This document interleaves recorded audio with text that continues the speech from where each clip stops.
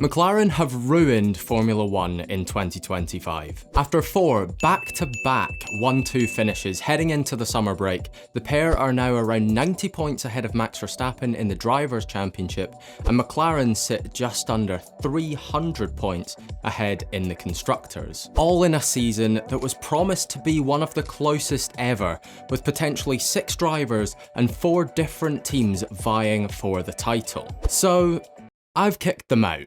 We've gone through all 14 races and 3 sprint races so far, removing Lando and Oscar from the results, recalculating the standings, and seeing just how much better this season could have been. And let's just say, some of the results get spicy.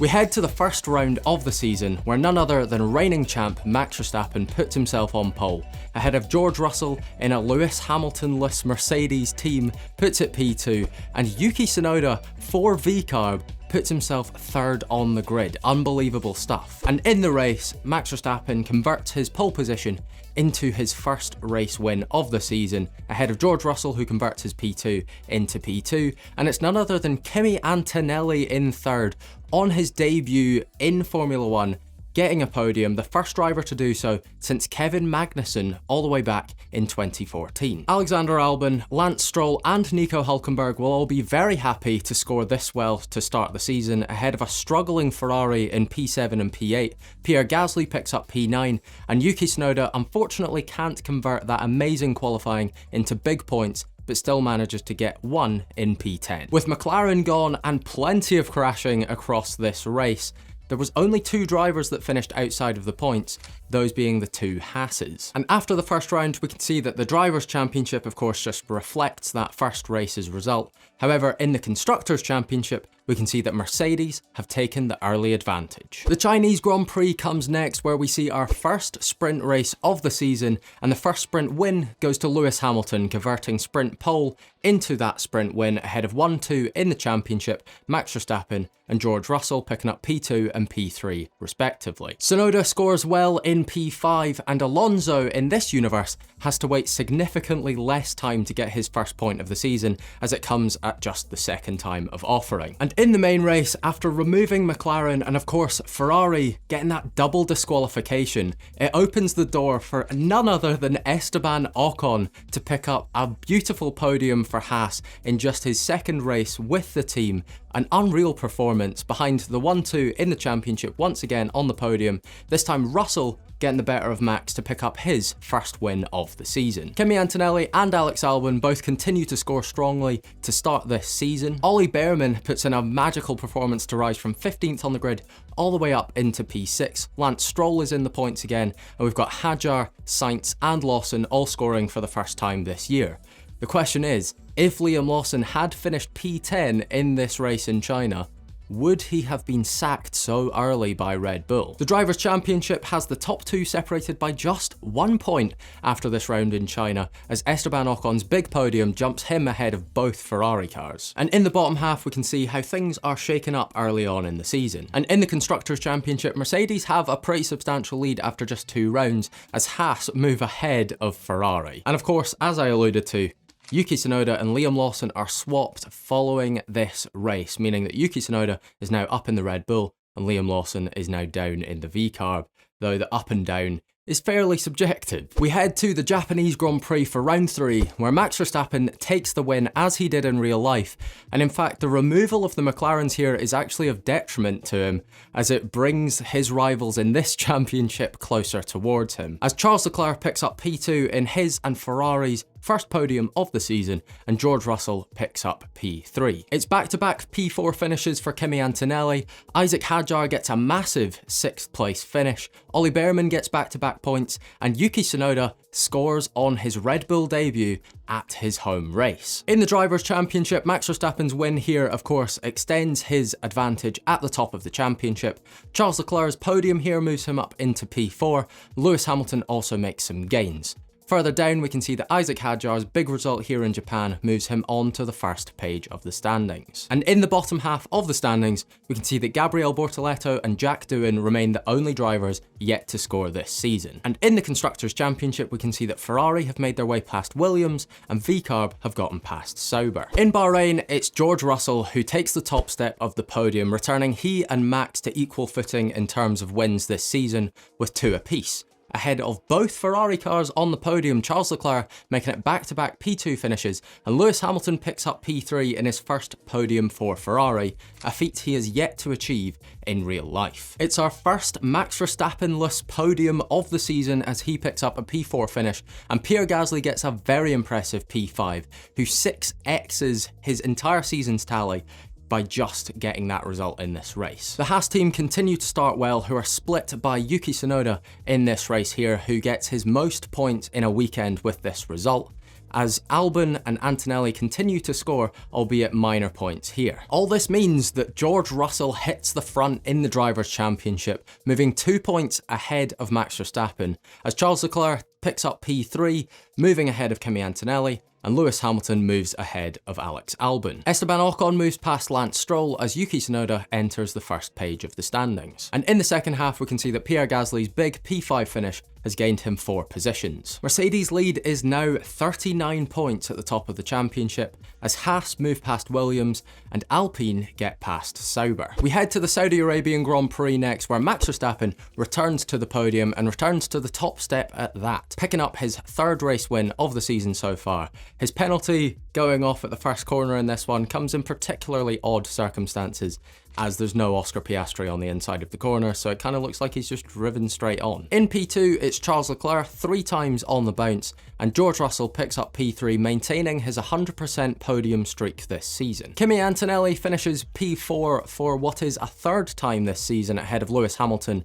in P5. Carlos Sainz picks up his best result of the year and the first time that he's outscored Alex Albon since they've been teammates at Williams, and further down we can see that Liam Lawson has picked up his first point since his demotion from Red Bull. Verstappen retakes the championship lead after this race in Saudi, as the rest of the top 10 remains fairly unchanged other than Isaac Hadjar re-entering page 1. And on page 2, Tsunoda, Gasly and Sainz are all level on 12 points. The Constructors' Championship sees Ferrari closing in on Red Bull, just a 7-point gap between those two teams now, and Williams' strong result here moves them back ahead of Haas. We come to Miami next, where we have our 2nd sprint race of the season, and it's a 2nd sprint race win for Lewis Hamilton, making a great call at the end of a wet sprint. Russell continues this season well in P2, and it's none other than Lance Stroll picking up P3, a magnificent result for him and Aston Martin, his first points since China, and I think that every driver from 4th down to 8th will be incredibly happy to be in the points in this one. In the main race, George Russell once again gets back level with Max Verstappen in terms of race wins this season, and the Dutchman picks up P2 just behind him.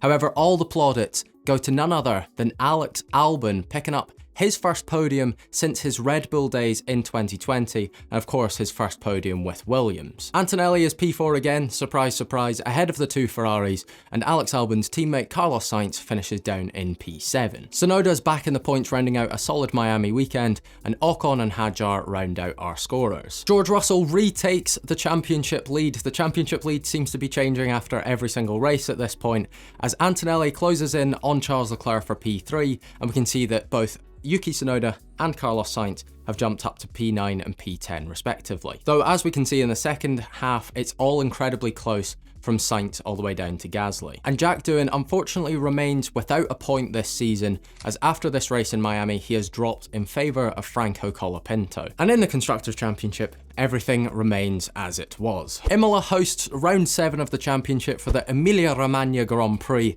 where Max Verstappen takes home his 4th race win of the season, ahead of Lewis Hamilton getting a season best result in P2, And Alex Albon unbelievably gets back-to-back podiums. What a boy. George Russell is off the podium in this one for just the first time this season, as Tsunoda, Sainz and Hadjar all score again, and Nico Hülkenberg gets points for just the third time this season. Verstappen once again retakes the lead in the Drivers' Championship, as you might expect, and Lewis Hamilton has gotten past Kimi Antonelli with this result, and is now just 6 points off of his teammate Charles Leclerc. It's incredibly close for P7 right now, currently held by Sainz, but with Tsunoda, Ocon, Stroll and Isaac Hadjar all within 4 points of him. Also, just want you to keep an eye on that Yuki Tsunoda 25 points for the rest of the video. And also, Franco Colapinto has entered the championship. Woohoo! The Constructors' Championship once again remains the same, with the Ferrari-Red Bull gap remaining roughly unchanged over the last few rounds. The jewel in the crown comes next, the Monaco Grand Prix,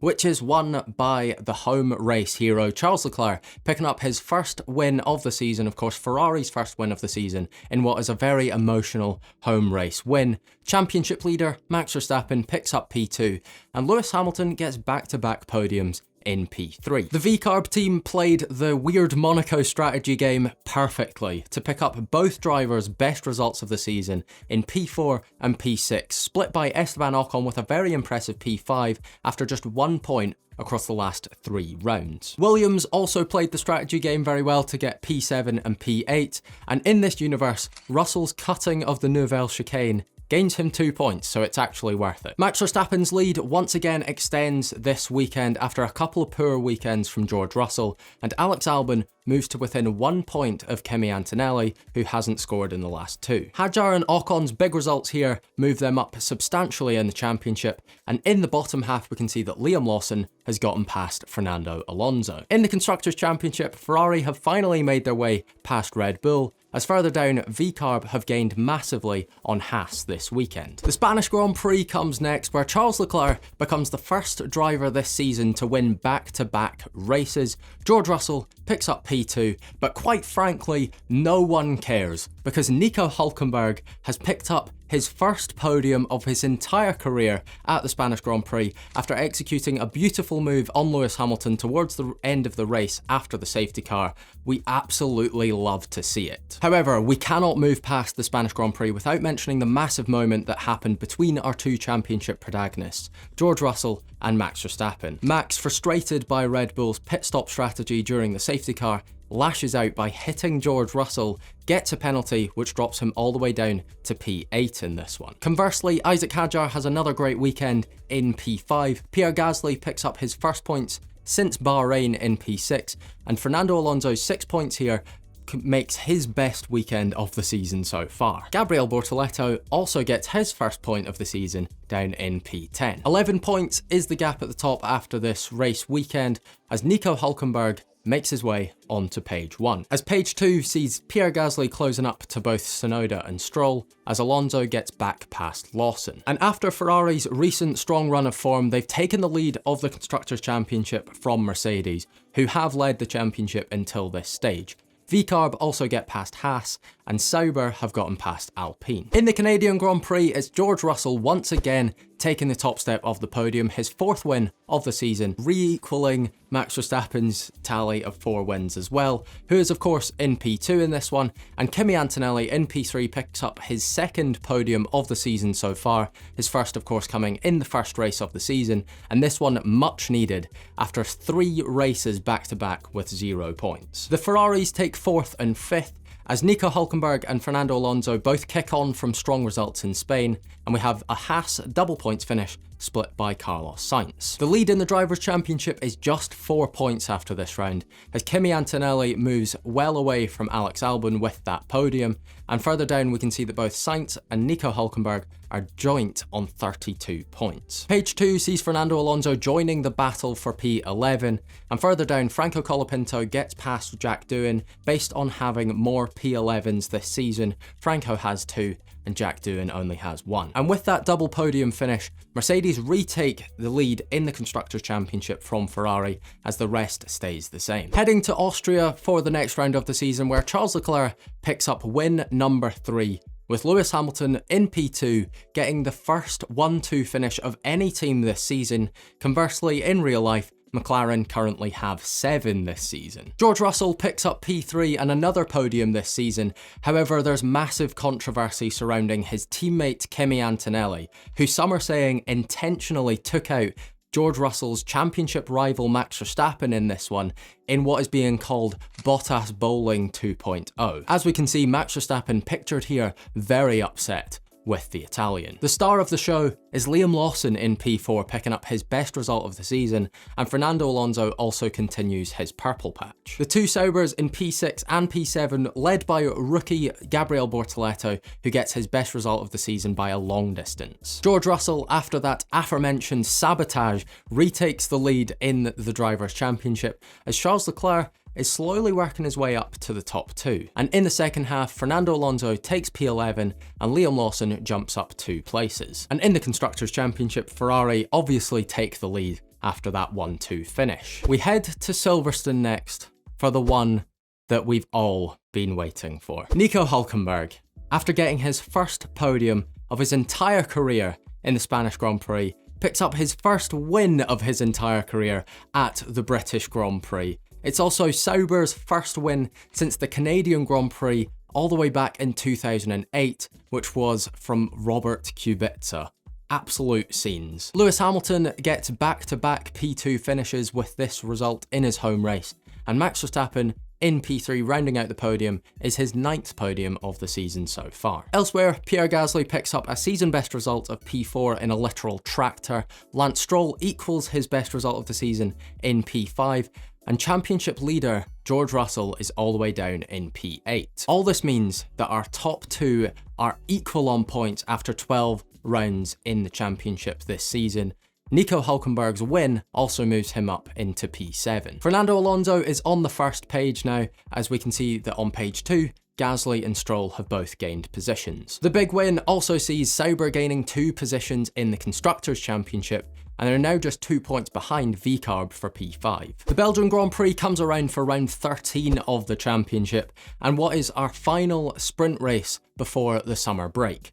It's won emphatically by Max Verstappen ahead of Charles Leclerc picking up P2, and none other than a second podium of the season, albeit this one in a sprint race, for Esteban Ocon. And with Ollie Bearman picking up P5, it's a beautiful sprint race for Haas all round. Carlos Sainz in P4 betters his points tally across the last 4 weekends in total with just this one result, as VCARB get another double points finish and Bortoleto continues his strong recent run. The main race sees the top 3 in the championship in the top 3 positions here, with Charles Leclerc picking up P1, Max Verstappen in P2 and George Russell in P3. And with that win from Charles, it means that all 3 of those drivers now have 4 wins this season. 3 different drivers from 3 different teams having 4 wins each this season.